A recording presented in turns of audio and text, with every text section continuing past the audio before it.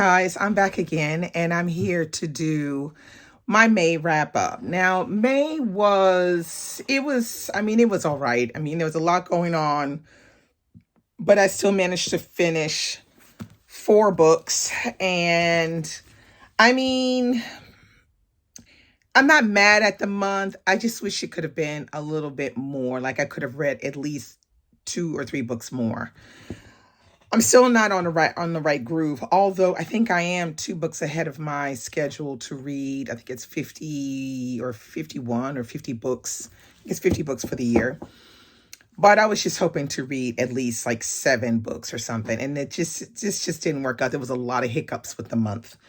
So one of the first hiccups was in my Read Solid book club that I run on Patreon. We were supposed to be reading God's Bits of Wood by Simbin Usman. And that wound up being a total fail for like 98% of the people in the book club. And it's mostly because the book had some printing issues. The print was too small. So small that it only had one margin on the pages. So all of the words were converging on the crack of the book and just really, really small and really hard to read. It was taking forever. I think I only got to page 30 or 40 and I just had to bail because my eyes were just aching. So we had to drop that one and we're going to be picking up doing a makeup month in August. And we'll be reading Decent People by Deshawn Charles Winslow. So that'll make up for our bad May. So that book didn't get read. Then I read this one, which is called I'm a Fan by Sheena Patel. Now, this book got me very curious because of sort of like the description of the book. But as I started to read, I felt like I was not the demographic for this book. It basically talks about a young woman. Well, it's written kind of like, I want to say, it seems like it's like a diary form, but it's mostly subconscious, is like in her head and what she's thinking. And this young woman has an obsession for another young woman online on a particular platform that sounds a lot like Instagram. And she is jealous of this girl because she seems to have it all together and have everything she needs and even more than she needs. But not only that, she happens to be dating or having a relationship with a guy that she's having a relationship with and wants something much more steady than it really is. And so then what we do is we watch this young woman hate watch this girl's content, try to figure out what's going on in her life. And at some points, their lives kind of intersect. And we hear her say some really awful things. But at the same time, she's making all of this social commentary, which is pretty spot on, the social commentary. But it just felt like, I didn't like it because it felt like if this girl is smart enough to be able to give such astute opinions on, social life today, social economic life today, and what's not right, why isn't she smart enough to know that she shouldn't be running after a guy who clearly does not respect women and has multiple girlfriends when he's supposed to be with one in particular? It kind of gets old because of the tone that the voice is written in.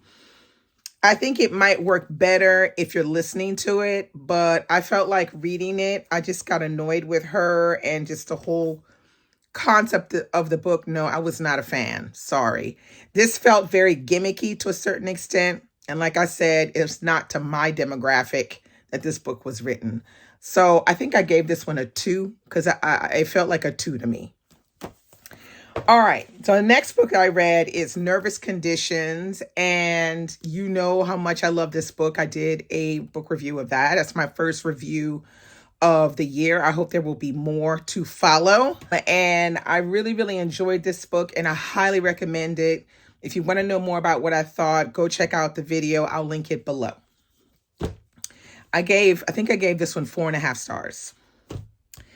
All right. The next book I read was La Terre by Amy Zola, and this is, I think, book 15 on the Rugal Macau series. This book tried my last patience. You know how you read some of the, like, okay, we've been reading through the Zola, series, Rugal Macau, Anna and I. And like we have read some stuff, okay? People have been through some stuff in these books. But it was only when I was doing the review of this book on the Storygraph, I think I gave it a 4. It could have been a 5, but there was something that happened towards the end of the book that made me go, oh, hell no. That is not realistic. That's, the male side of, Zola getting the best of him. And so that made me drop the book from a 5 to a 4. It's very well written and all of that, but some of the stuff that these characters be going through, Lord Jesus. I didn't realize how bad it was until I started doing my Storygraph review. You know how there's that part where it says to write, you tick the box for all of the trigger warnings and stuff. This book had like 13 trigger warnings. It had everything, like incest, rape, misogyny, this. I mean, it's just like, I was like, damn. I mean, the book just goes on and on with all of the trigger warnings. So I have to say quadruplet trigger warning for this particular book. I think in English it's called The Land, but this is basically the story of Swan family. And in the beginning, we see the father is very old and he can no longer work his land. So he decides to retire and split his land between his 3 children.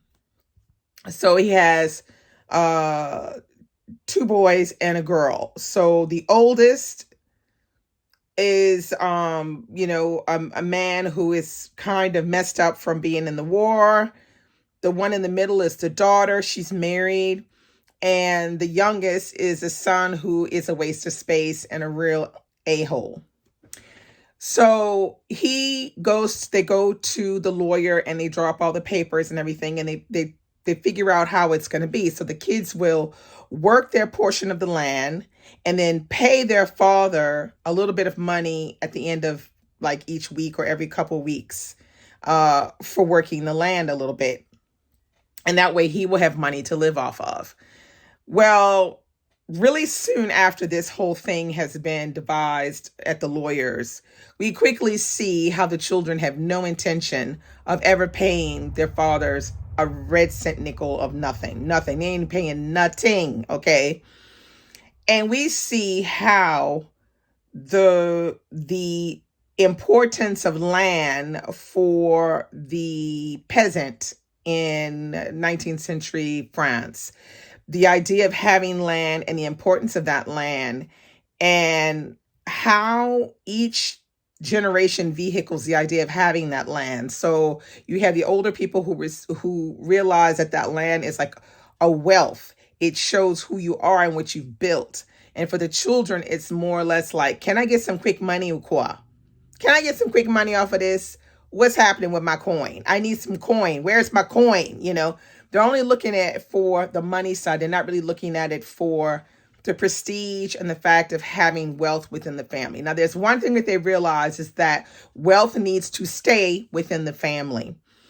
And so we follow this story, which is like one fast-ass train getting ready to run into another fast-ass train.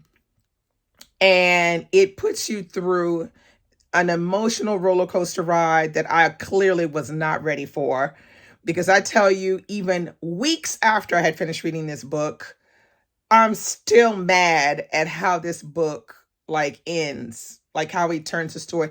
Like I would say the last 25% of the book, it goes very fast and a lot of things happen that I'm just like, why? Why did this have to happen, at this point? And there are a lot of things that you feel badly about because you feel like they could have been dealt with in a harsher manner, and Like sometimes some of the bad people got to pay the price too in a book. Like why all the good people got to pay the price? Yeah, but it's a really good read, and it was one of the most read books from the Wugon Macau series. Is this book La Terre? But let me tell you, it made that public mad too. Those French people was mad after reading this book. They dragged Zola because of this book. These people was just god awful bad. Okay, bad people. They dragged him so much, I'll tell you, that the next book, which is called Le Rêve, all the characters are supposed to be, shining, beautiful people, good people. So this is the one we're reading next, Le Rêve. It's probably one of the shortest ones in the series. So that's how bad some of the stuff that happens in this book is. I highly recommend it. It is quite the read. I'm assuming that the English version is going to be good. But let me tell you, my God, this book made me mad. But 4 stars. And then the last book I read was John Updike's Rabbit Run. Now this is American modern classic. You're probably thinking, Dee Dee, really? You're reading that old white bro dude book? Well, this is a series that has been on my TBR for a very long since I was in college. And turns out that Adam from Memento Mori, he's been wanting to read this one as well. So we got together and we buddy read it last month. I really liked it. I think I gave it a 4 stars, and I gave it a 4 stars mostly because I was impressed by the craftsmanship of the book. The way he went about telling the story, I thought was extremely well done. And he has quite a flair for writing, John Updike. Now, as far as the book itself, the storyline, this is about a trifling ass white guy who's like maybe 25 years old, who, when he was in high school, was a basketball star. And now he's married with a wife who is a drunk, and he has a son. And his wife is pregnant with their second child. And we see at the beginning of the book, it's a lot like you see in some movies where the father says, honey, I'm going to go out to get the milk. And they just drive right on off in the sunset and do not come back, okay? Except more stuff happens here. This book really does explore what it is, because this takes place in 1959 particularly. So this is on the cusp of a lot of things are happening now. A lot of change in the U.S. is happening. But this is still like very white 1959. So I think Updike is really trying to demystify all of that, the perfect marriage, the perfect amount of kids, mom and dad are perfect. There's a perfect balance in male roles as opposed to female roles. And there's a lot of things that happen where you can see that John Updike is putting Rabbit, which his name is actually Harry Angstrom, Rabbit, putting him under some stress. And there's also a lot of talk about religion and the purpose of religion and what it does for people, and how religious people can have a lack of faith themselves, and what happens when religious people have a lack of faith.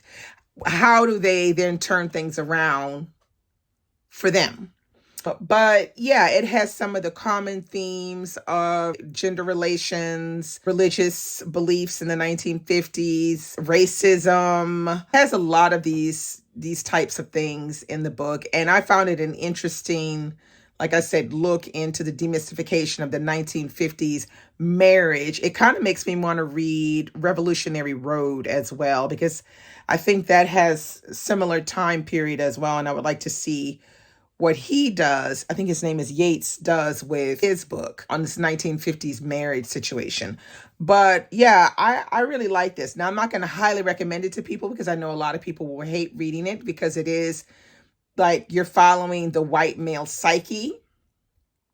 And I know that in 2023, that's something that hardly anybody wants to follow anymore, is the white male psyche. Now, I'm just interested in it because I'm interested in how men write about men more than anything, because that's something that I don't think I've had enough experience in reading, which I'd like to have more experience in that. And so I will probably be continuing this series. It has 4 books in it, and I would like to continue the series to see exactly what happens to Rabbit. So yeah, so this one I gave 4 stars, and like I said, I'm gonna continue that series. So those are all of the books that I read in the month of May. It's the month of June. Read Caribbean and a lot of other things are going on. So that's it. That's all I have for you. And comment below if any of these interest you or you have any comments on any of them.